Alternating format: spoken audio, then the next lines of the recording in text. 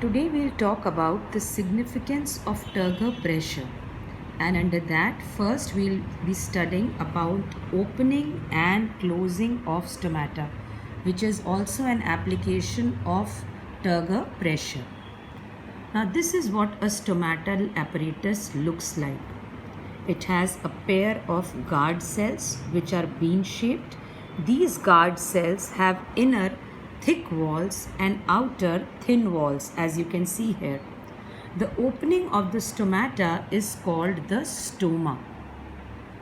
Each guard cell has a prominent nucleus like a typical plant cell and is loaded with a number of chloroplasts, what you can see here. It is surrounded by epidermal cells, which are also called subsidiary cells. So this is what a complete stomatal apparatus looks like. Now during daytime, these chloroplasts in the guard cells help the guard cells to carry out photosynthesis. When they do so, they produce glucose, which raises the osmotic concentration or the solute concentration inside the guard cells. Once the solute concentration is raised inside the guard cells as compared to the surrounding epidermal cells, what happens? Water from outside moves inside. Because this outside medium of the epidermal cells starts acting like a hypotonic solution, and so endosmosis occurs. Water moves into the guard cells. These guard cells, as you can see, now become fully charged or filled with water, because as this water enters into the guard cells, it exerts more pressure on the outer thin walls, and because of that the inner thick walls are drawn apart and this opening of stomata called the stoma opens. So let's revise what we discussed. During daytime, the chloroplasts in the guard cells, they help in carrying out photosynthesis. These guard cells produce glucose, which raises the osmotic concentration inside the guard cells, making the outside medium hypotonic or less concentrated. Because of this, endosmosis occurs. Water enters into the guard cells.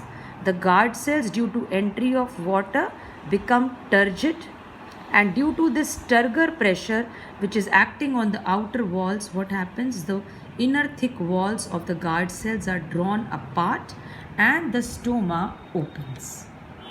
This happens during daytime, because during daytime stomata have to open, because through this opening only exchange of gases would occur. Carbon dioxide would enter, oxygen would leave when photosynthesis is occurring, and even water vapor leaves during transpiration. Reverse happens at night time. At night time, whatever glucose which was formed inside the guard cells during daytime is transported, or it is translocated by the phloem tissue to different parts of the plant. Because of that, what happens here? The solute concentration falls. When solute concentration falls as compared to the surrounding epidermal cells, what would happen? This medium now becomes hypotonic, and so it starts losing water to the surrounding epidermal cells.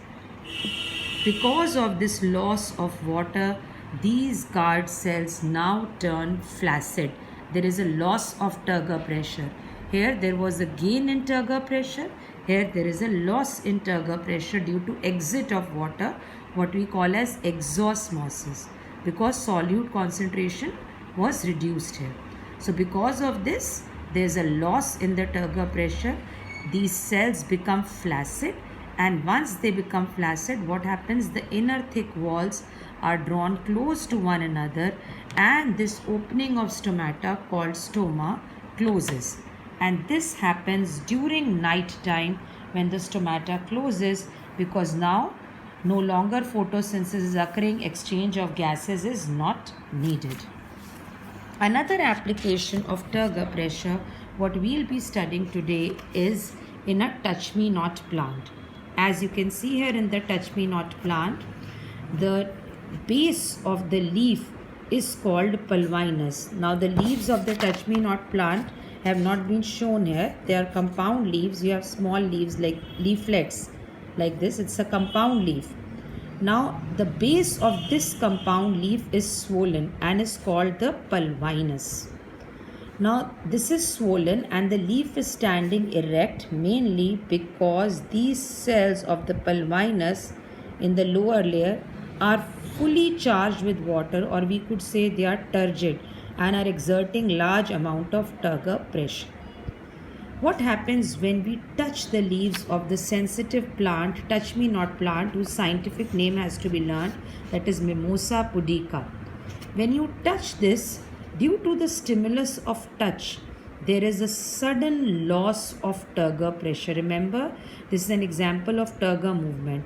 So there is a sudden loss of turgor pressure because these cells which were fully filled with water and were turgid lose this water to the surrounding cells in the stem. They lose this water.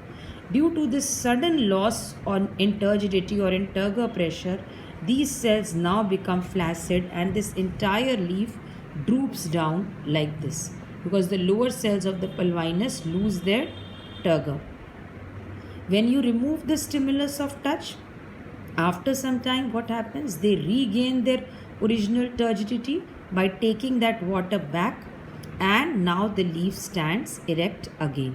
So this just happens as if some wave has passed over the leaf when you touch it. So stimulus is stimulus of touch, but what kind of movement is happening here? Turgor movement. And why is this turgor movement happening? Because due to stimulus of touch, these cells of the pulvinus are losing their water and becoming flaccid. And when this stimulus is removed, the leaves of the Mimosa pudica plant become erect again because that lost turgor is again regained.